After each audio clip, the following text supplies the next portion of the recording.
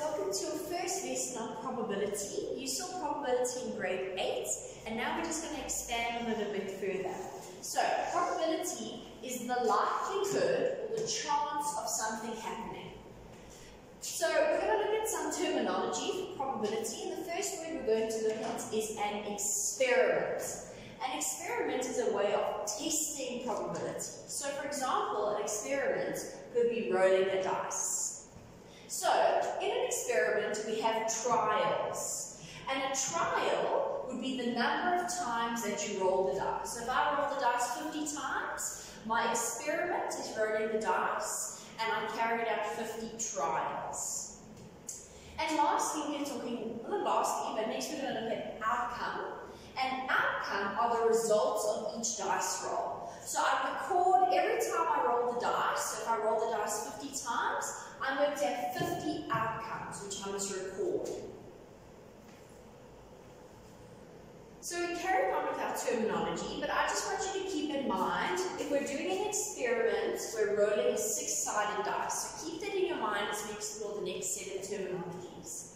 The next word I want you to know is sample space. And sample space consists of all of the possible outcomes in your experiment. So remember, your experiment is what you get when you roll the dice. So your sample space is all of the possible outcomes. When I roll my dice, what can I get? And we write sample space like this. With an S, we do a curly-wurly bracket, and we write down all of our possible outcomes. So if we roll a 6-sided dice, I know that I can get 1, 2, 3, 4, 5, 6. So that is my sample space. Sometimes you'll see something like this. The number in your sample space, that just stands for the number in my sample space. So it means how many options do I have? How many possible outcomes do I have? So the number in my sample space is 1, 2, 3, 4, 5, 6. Do you see I have 6 possible outcomes? These are the possible outcomes. The number of possible outcomes I have are 6.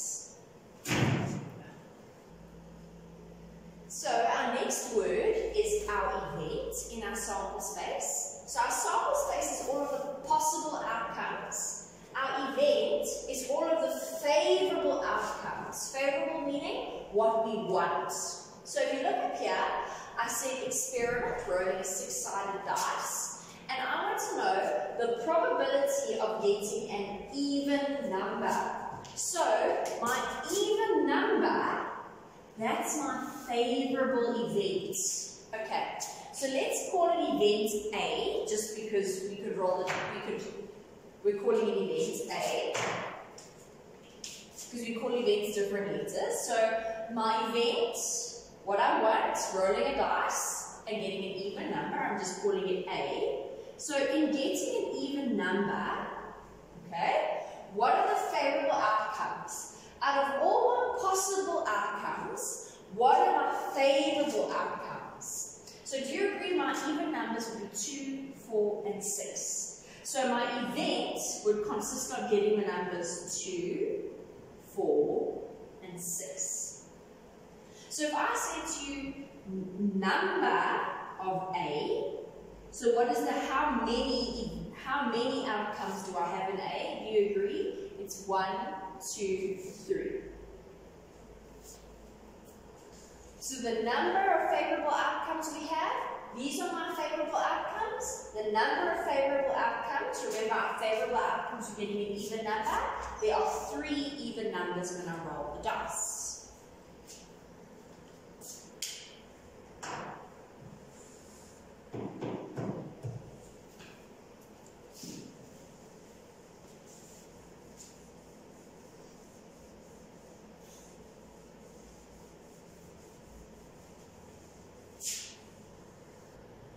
So we're looking at the same experiment, rolling a dice, and I'm looking for the probability of getting an even number. So even number is my event, it's my favorable outcomes. So in summary, we said our sample space, we had 6 different outcomes, so the number in my sample space was 6. And my event, my favorable outcomes, were 2, 4, and 6. So the number of my favorable outcomes were 3. So if I had to ask you, what is the probability of getting an even number? Remember we said we're calling getting an even number event A? Perhaps I could have even written the probability of getting an even number. I just called it A over there. When we do probability, we always take the number of favorable outcomes and we divide it by the number in our sample space. So what we want, how many do we get what we want, over how many can we possibly get? So in other words, it's the number of favorable outcomes divided by the number of possible outcomes. And that is my formula for probability. So, what is the probability of me getting an even number? So, the probability of getting an even number would be the number of my events. We had 3 favorable outcomes because there were 3 even numbers. And we divide it by the number in my sample space. So we have 6 possible outcomes. So we have 3 favorable outcomes divided by 6 possible outcomes, and we must always simplify that leaves me with a half. Now remember, probability can be written as a fraction. It can be written as a percentage, or it can be written as a decimal. You do not have to give me all 3. You only have to give me 1, and it doesn't matter which one you give unless we specify in what form we want. So all 3 of these means the same thing. What is the probability of getting an even number? It's 50%. So now we're going to look at the probability scale. So on one side of my scale, I've got an impossible event. On my other side of my scale, I've got a certain event. And in the middle of my scale, I've got an even chance event. So, an impossible event is something that can never happen. So, for example, rolling 7 on our dice can never happen. It's impossible. An even chance event is something that has an even chance to get or not get. So, we just found out that the probability of rolling an even number was 50%. So that would be an even chance event, because I can either get an even number, 50%, or I can get an odd number, 50%. They've got an even chance. And on my other end, I've got a certain event. And a certain event is something that will definitely happen without a doubt. So for example, a certain event will be rolling a natural number that is 6 or less. Remember natural numbers? They start at 1 and they go to infinity. So a natural number that is 6 or less would be 1, 2, 3, 4, 5, or 6. Do you agree that that would be a certain event? I would definitely get a natural number that is 6 or smaller if I roll the dice. So impossible can never happen. Even chance in the middle, 50%. Certain event, definitely. So let's look how we write each of these as a fraction, a decimal, or a percentage. So, if I was looking at an impossible event, as a fraction, I would have 0 favorable outcomes out of 6 outcomes, because I can't roll a 7. There aren't any 7s, so I'd have 0 over 6, which would become 0. As a decimal, I hope you would know that I have 0, 0, or just 0 on its own. There would be no decimal. And as a percentage, this would be 0%. In an even chance event, so for example, rolling an even number. Remember, we got 3 even numbers out of a total of 6 possible numbers. So my fraction at even chance would be a half. My decimal is 0.5,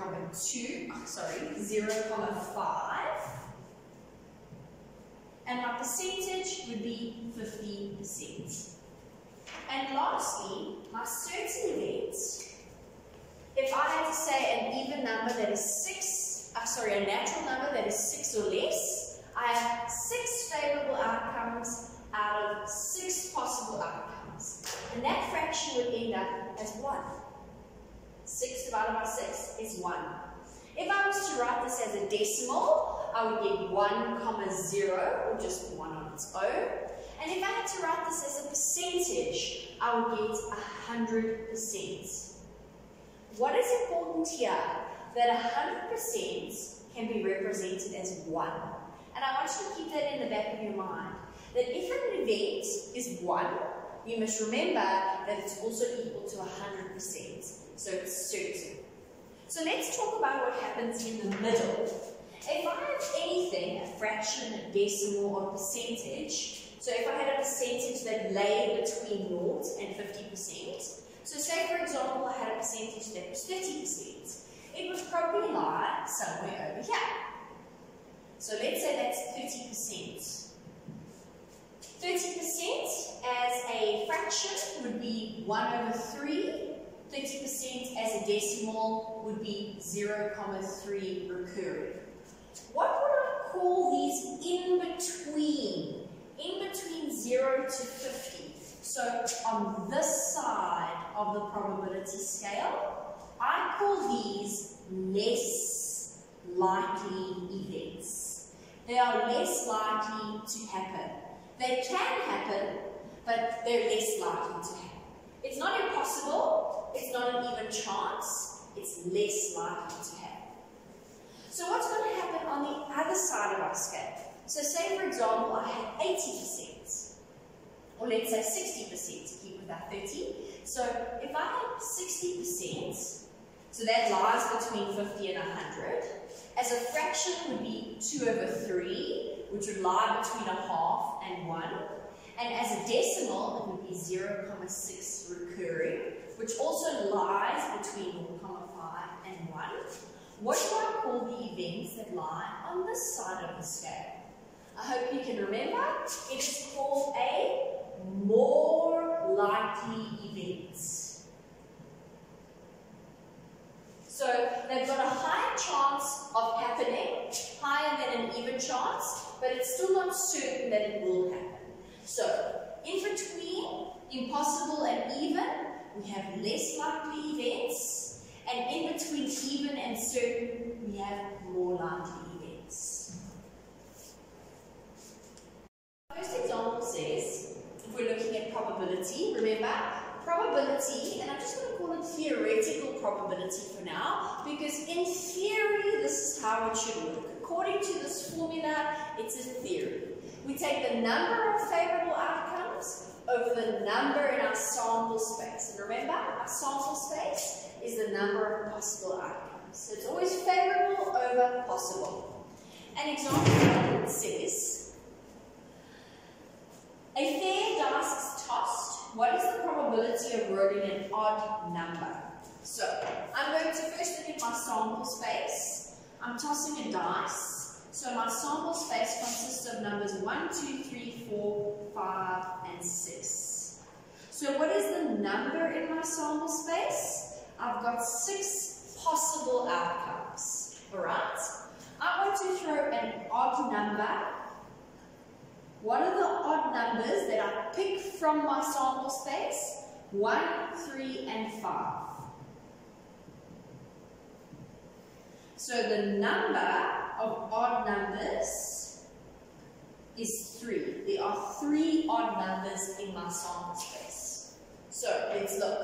The probability of rolling an odd number is the number of my favorable outcomes, remember this is favorable, divided by my number of possible outcomes. So favorable, 3 favorable outcomes, 1, 3, and 5, over 6 possible outcomes. 1, 2, 3, 4, 5, 6. So I get a half.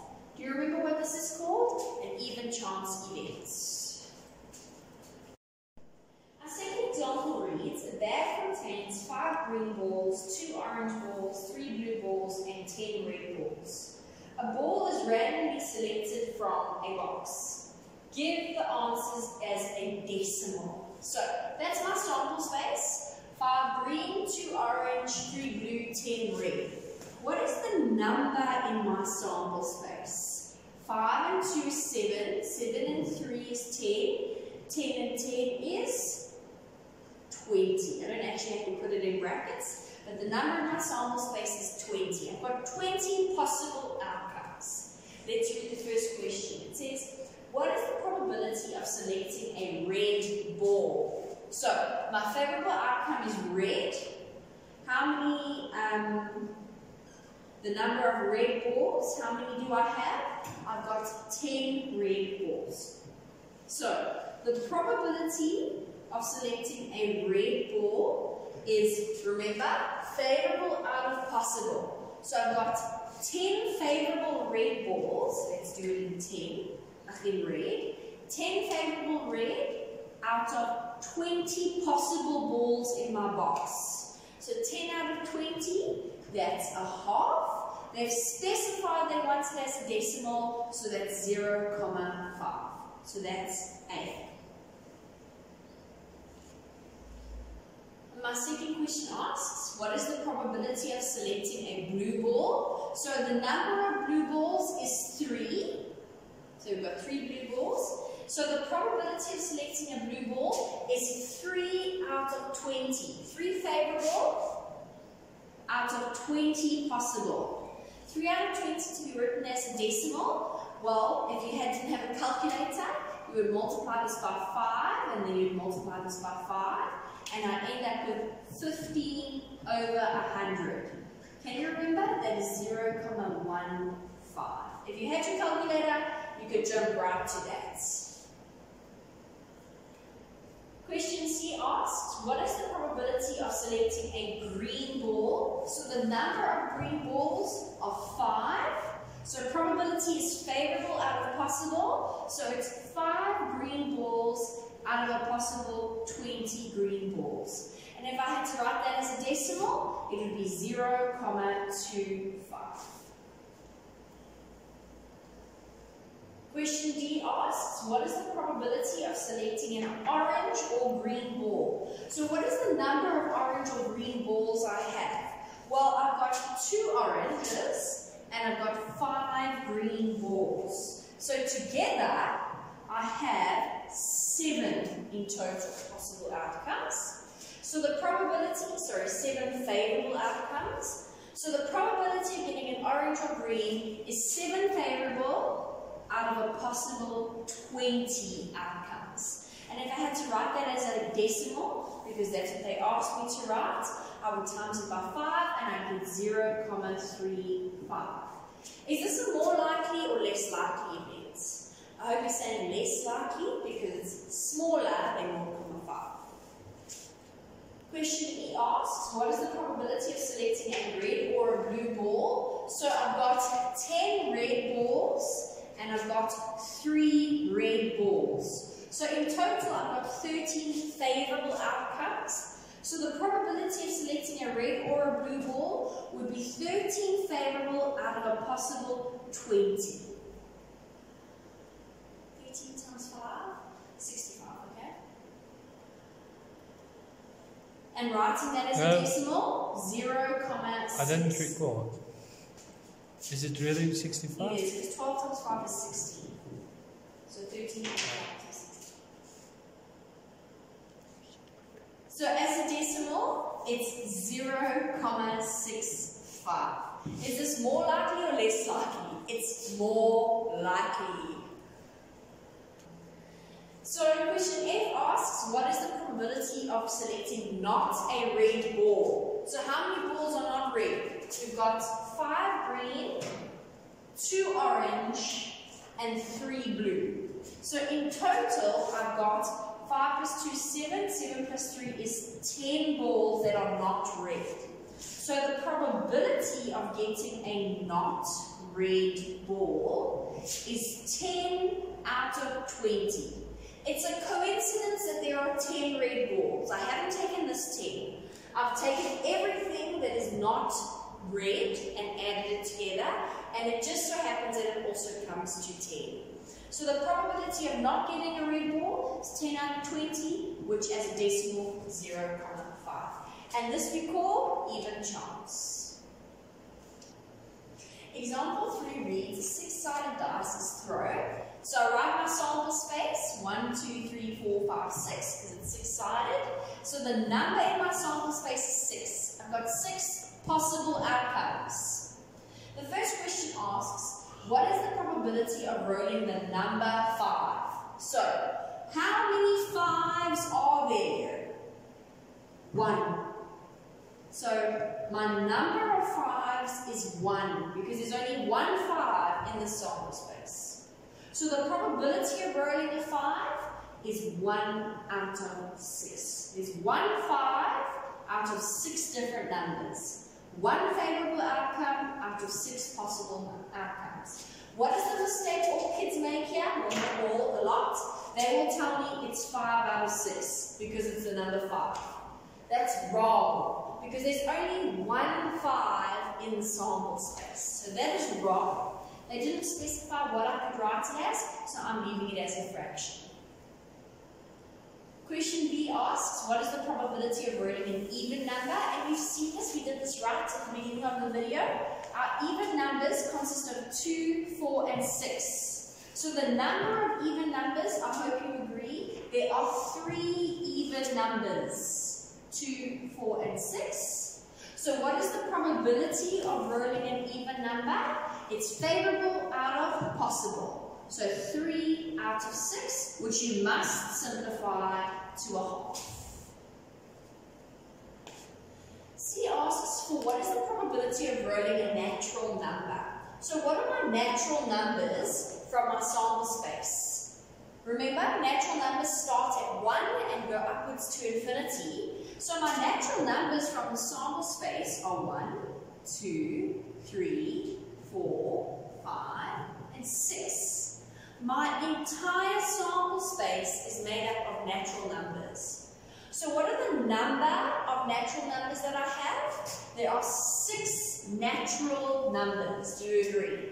So the probability of a natural number is favorable out of possible. So I've got 6 out of 6, which translates to 1. Remember, 1 means 100%. What is this? This is a certain event. Definitely will happen. And the last question for this example says, what is the probability of rolling a natural number greater than 6? Sorry, I've written here greater than 0. My mistake. I'm thinking ahead. A number greater than 6. So if we look at our sample space, is there a number greater than 6? So there are 0 numbers that are bigger than 6. 0. So the probability is favorable out of possible. There are 0 favorable out of 6 possible numbers. There's nothing bigger than 6. So my probability of this is 0. And remember, I call this an impossible event. So example 4, we've got a pack of playing cards as shown. So I'm going to just explain how a pack of playing cards works. So altogether I've got a deck of cards. But a deck is made up of 4 sets. Hearts, diamonds, which are both red, spades and clubs, which are both black. Now for each of these sets, they have 13 cards. They all have an ace, 2, 3, 4, 5, 6, 7, 8, 9, 10, jack, queen, king. We're not considering jokers. So there are 13 diamonds. There are 13 hearts. There are 13 diamonds. There are 13 spades, like an upside down heart. And there are 13 clubs. It's like a tree. So together, a deck of cards is made up of 52 cards in total. 13 times 4. Right, that's a deck of cards. Note that 20 are red, and the other 26 of these cards are black. Okay? If you had to choose any one of the cards, so for example, if I had to look at the queen, how many queens are there in a deck of cards? I hope you can see that there are 4 queens. Just like there would be 4 fives in a deck of cards. 2 of them are red, 2 of them are black. So that's how a deck of cards works. And it's good for you to remember in case you're not given a picture. Question asks, what is the probability of selecting an ace? Leave your answer as a fraction. So, if we think of our deck of cards, 52 cards, that's our sample space because we've got 52 possible outcomes. How many aces do we have? A heart has an ace, a diamond has an ace, a spade has an ace, and a club has an ace. So the number of aces in a deck of cards is 4. So what is the probability of rolling an ace? 4 cards out of a total 52 cards, which leaves me with 1 out of 13. Question B asks, what is the probability of selecting a red jack? So, how many jacks are there in a pack? There are 4 jacks, but how many of them are red? Only the heart and the diamond are red. So there are 2 red jacks in a pack. So my probability is 2 red jacks out of a total 52 cards. And as a fraction, that's 1 out of 26. Question C asks, what is the probability of selecting a black card? So what are our black sets? It's the spade and it is the club. And in the spade, there's 13 cards, and in the club, there's 13 cards. So the total number of black cards in a deck is 26 black cards. So the probability of getting a black card is 26 out of a total 52 cards. What does that leave you with? A half. You must always simplify your fractions. What is a half? It's an even chance event. Question D asks, what is the probability of selecting a king and a queen? Now remember, we're only pulling 1 card from this deck of cards. So what would the probability of that 1 card be if it was a king and a queen? Can 1 card in this deck of cards, do I have any card that is a king and a queen at the same time? I hope you agree that there are 0 cards that can be a king and a queen at the same time. This word and can't be a king and a queen at the same time. So the probability of getting a king and a queen, there's 0 cards out of a possible 52, which leaves me with 0. What do I call this? An impossible event. Question E asks, what is the probability of selecting a king or a queen? So now the word is or. It doesn't have to be a king and a queen at the same time. The 1 card could be a king or it could be a queen. I hope you agree that because it's or, you understand that it doesn't have to be a king and a queen at the same time. It's a king or it's a queen. So the number of kings or queens, do you agree I've got 4 kings and I've got 4 queens, 1 from each set of cards. So in total, I could pull 8 favorable cards. 8 cards could be a king or it could be a queen. So the probability is 8 favorable out of 52 possible. And you must be able to simplify 8 divided by 52 is 2 out of 13.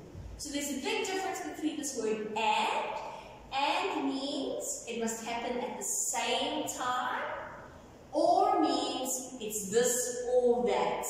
They can happen independently of one another.